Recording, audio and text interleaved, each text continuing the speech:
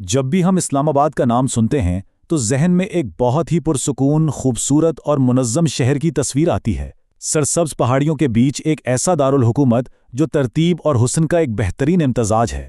لیکن ٹھہریے، اس تصویر کا ایک دوسرا رخ بھی ہے۔ ایک ہی شہر کے یہ دو بالکل مختلف چہرے ہیں۔ ایک طرف منصوبہ بند خوبصورتی تو دوسری طرف بے ہنگم اور بے ترتیب پھیلاؤ۔ آج ہم اسی تضاد کی گہرائی میں اتریں گے۔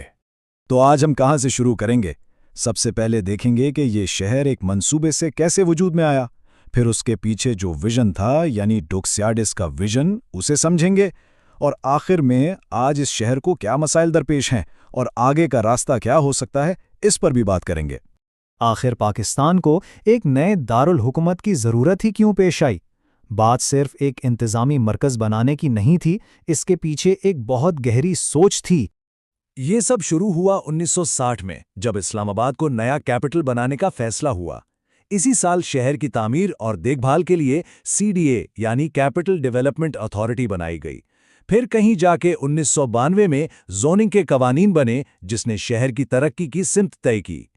مطلب یہ صرف ایک شہر نہیں بن رہا تھا، یہ ایک ویژن تھا، ایک خواب تھا، ایک ایسی قوم کی امنگوں کا عکس جو دنیا میں اپنی ایک نئی پہچان بنا رہی تھی۔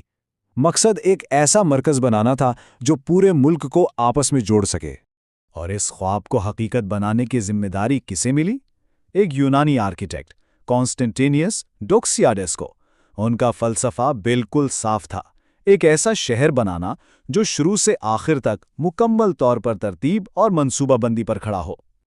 اور مزے کی بات یہ ہے کہ ڈوکسیاڈس خود اسلام آباد کو اپنا سب سے بہترین کام، اپنا شاہکار مانتے تھے۔ اس سے پتہ چلتا ہے کہ اس منصوبے کے پیچھے صرف پروفیشنلزم نہیں، بلکہ ایک گہرا جذبہ بھی شامل تھا۔ تو یہ تھا وہ مشہور ماسٹر پلان، بالکل سیدھی لکیروں کا ایک جال، ایک گرڈ جس میں پورے شہر کو 84 یعنی 84 سیکٹرز میں بانٹ دیا گیا۔ ہر سیکٹر اپنے آپ میں ایک مکمل یونٹ تھا، جس کا مقصد تھا کہ یہاں رہنے والوں کو ایک پرسکون کھلی جگہ ملے۔ تو اس پلان کے اصول کیا تھے؟ پہلی بات تو یہ کہ ہر چیز منظم تھی، سیدھی سڑکیں، الگ الگ سیکٹرز اور بڑے بڑے گھر۔